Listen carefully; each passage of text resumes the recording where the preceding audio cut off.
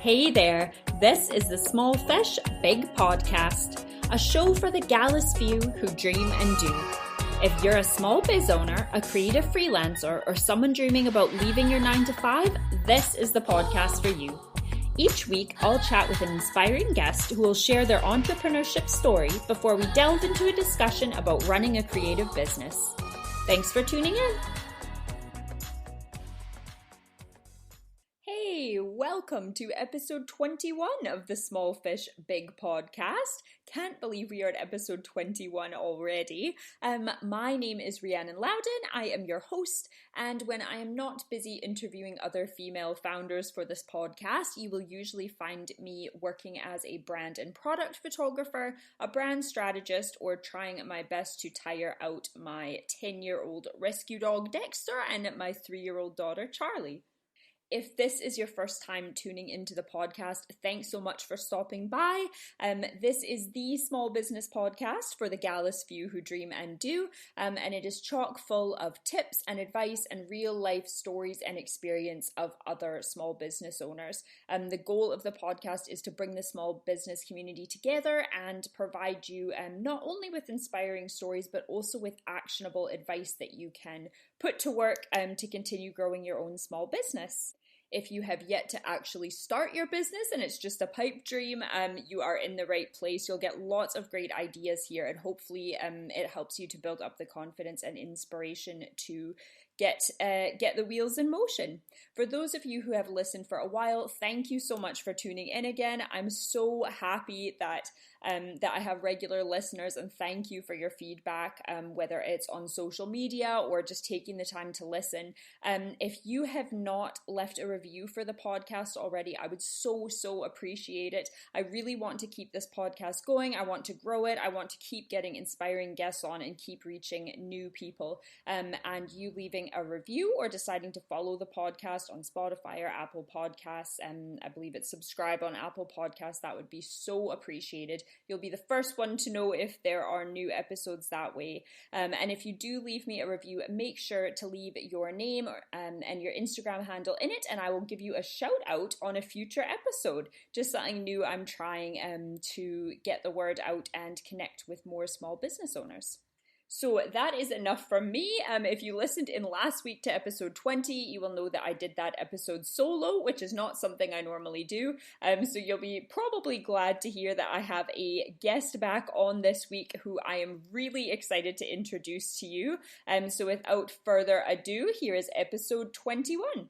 Today I am joined by Marti, who is a digital marketing consultant over at Weebit Social. Hi, Marti. Hi. Hi, thank you so much. Excited.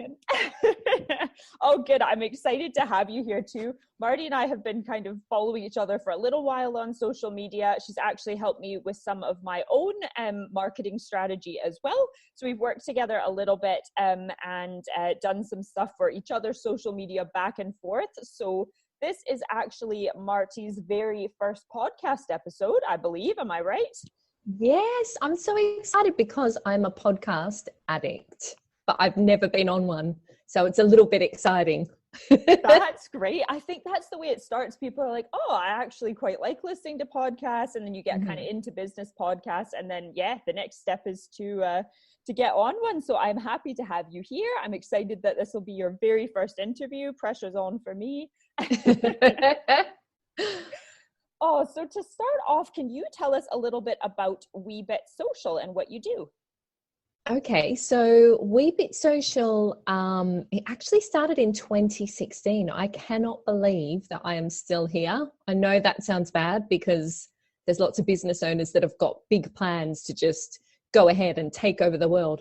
But I am actually so sort of humbled and excited that I'm still here. So Weebit Social's had like a little bit of a move around in the last year, really. So I started off as a social media manager, which is basically, for those that don't really know, is just managing other people's accounts. So Instagram, LinkedIn, Facebook, all the tricks. And so now I've sort of moved more into the consulting area because that's sort of the part that I love. So it's basically sticky beaking into other people's social media accounts and giving them advice, which is super fun because you get to come up with all the ideas for them, but they have to put it into practice. So it's all the fun stuff without the hard work.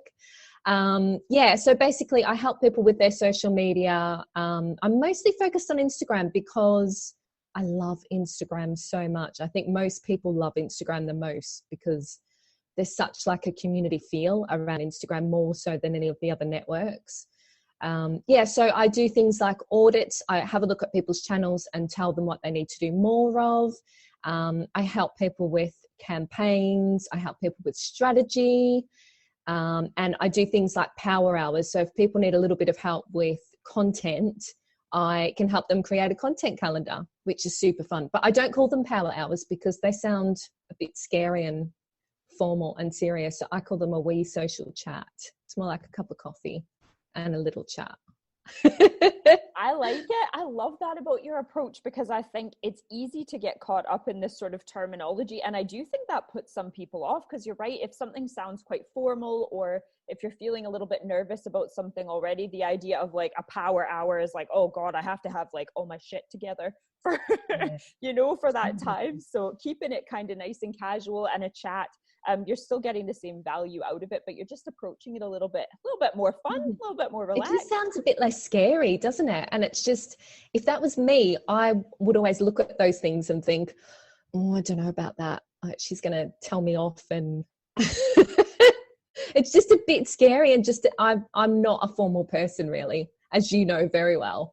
I'm just not formal at all. So I think We Social Chat works a bit better for me. Definitely. And it fits very well with your branding as well. So there you go. It's all about the branding. Oh, this is true. So you've told us a little bit about what you do now, and you explained that things have really changed a lot for you over the past year. So can you take us back to the very start of your business and tell us a little bit about how you came up with the idea and then how you got to where you are today? Sure.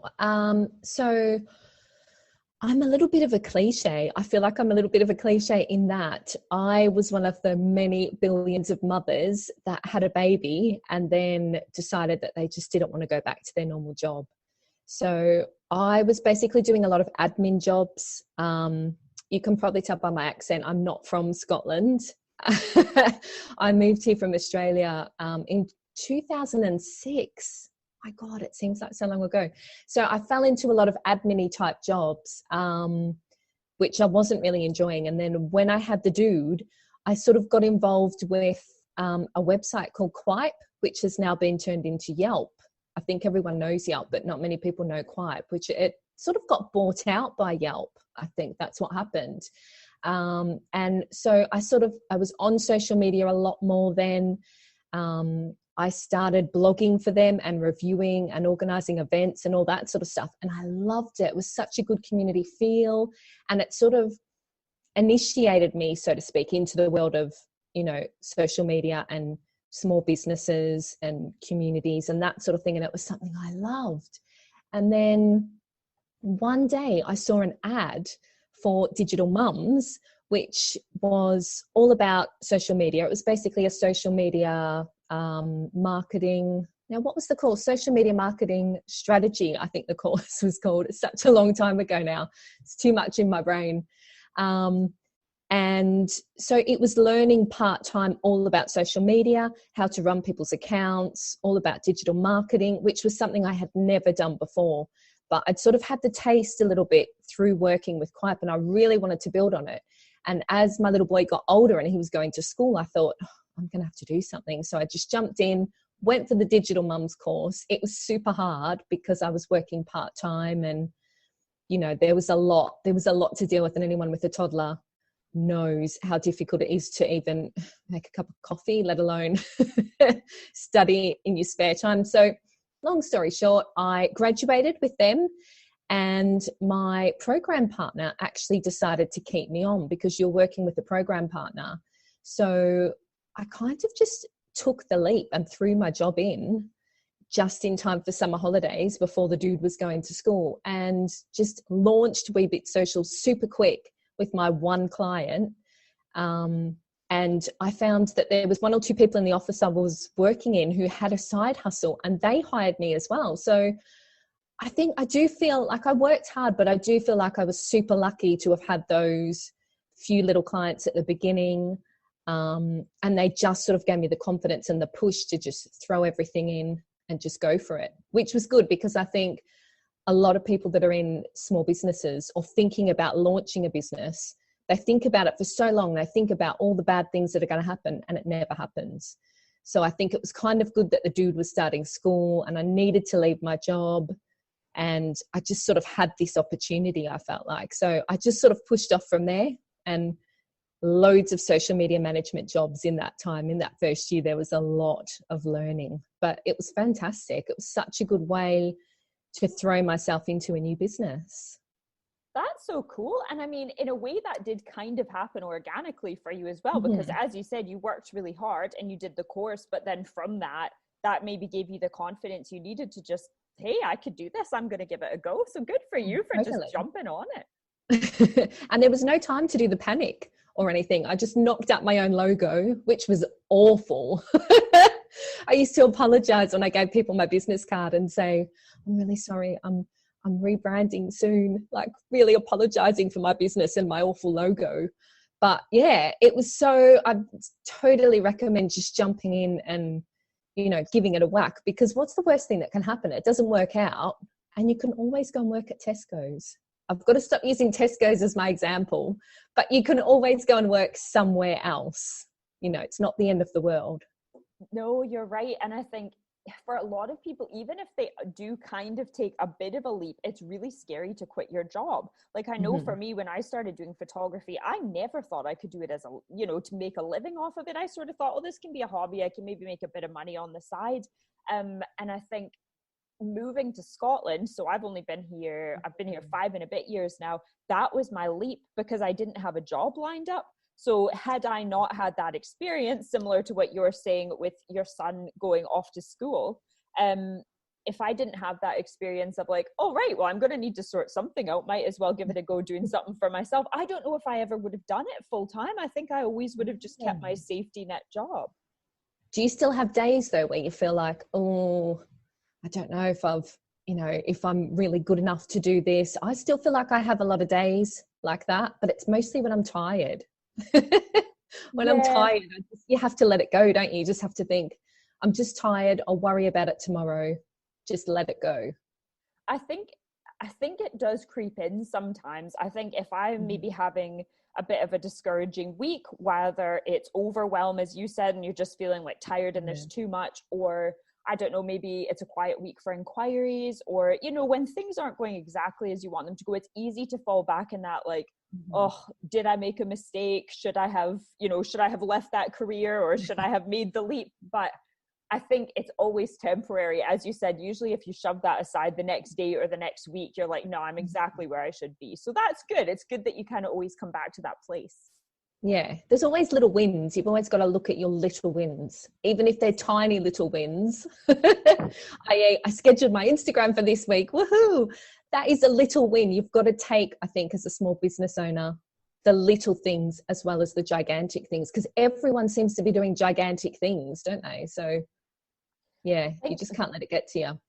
Yeah, and I think maybe that's one of the sort of, I don't even know if it's fair to call it a negative of social media, because I don't think it's necessarily social media's fault, but it's the way that we perceive these things. So if you're having one of those tired, overwhelmed, discouraged, whatever days, and you go online and it seems like everybody's achieving all these amazing feats, and you start to think like, oh man, like I only ticked 2 things off my to-do list today. What am I doing wrong? It's that whole like, you know, comparison is the thief of joy thing that, you know, we all know it's true, but we all do it anyways, no matter how long you've been in business.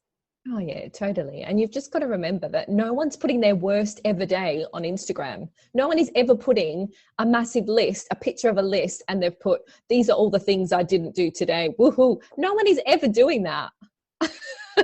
But they're having those days, aren't they? That's your next post. Oh, no, but you're so right. And I think there are people, like, I think you and I both do it, as do a lot of other people, where we'll admit when we're having a tough day, or we'll talk about the sort of more challenging parts of business. And probably nobody's ever fully 100% transparent and open about